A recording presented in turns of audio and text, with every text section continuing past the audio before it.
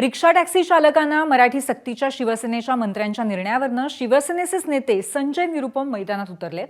मराठी न येणाऱ्या रिक्षा चालकांचा परवाना रद्द करू नका, त्यांना शिकण्यासाठी मुदत वाढ द्या, अशी मागणी त्यांनी परिवहन मंत्री प्रताप सरनाईकांकडे केली आहे।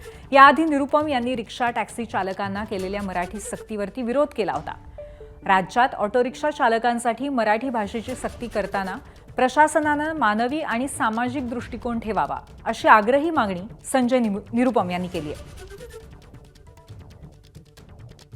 मी आज मंत्री महोदयांनी असं निवेदन केलेलं आहे की तुम्ही एक नवीन आदेश द्या, एक प्रेस रिलीज सारखा, की जोपर्यंत 1 महिन्याची नोटीस किंवा मुदत पूर्ण होत नाही 12 ऑगस्टचा GR प्रमाणे, तोपर्यंत कोणाचाही लायसेन्स किंवा परमिट नाही रद्द झाला पाहिजे, नाही जप्त नाही झाला पाहिजे आणि त्यांना एक संधी दिला पाहिजे मराठी शिकण्याचा। हाच विषय घेऊन आज मी माननीय मंत्री महोदयांशी भेटलो आणि त्यांना असं निवेदन दिलेलं आहे। महायुतीचं सरकार आहे, आम्ही राज्यामध्ये रोजगार बनवणारी लोक आहेत, रोजगार निर्माण करणारी लोक आहोत, रोजगार हिनावून घेणारी लोक नाही, आम्ही रोजगार निर्माण करणार आहेत। अजूनही आमचं आव्हान आहे, या राज्यामध्ये व्यवसाय करा, धंदा करा, परंतु राज्याची अस्मिता जी आहे, मराठीची अस्मिता, तिचा आदर करा।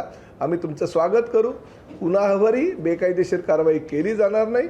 माझं ऑटो रिक्षा टॅक्सी चालकांना आव्हान आहे, मी कुठल्याही परिस्थितीमध्ये आमच्या अधिकाऱ्यांना पण सूचना देणार आहे की बेकायदेशीररित्या कुठल्याही प्रकारे ऑटो रिक्षा टॅक्सी चालकांवर कारवाई करता कामा नये।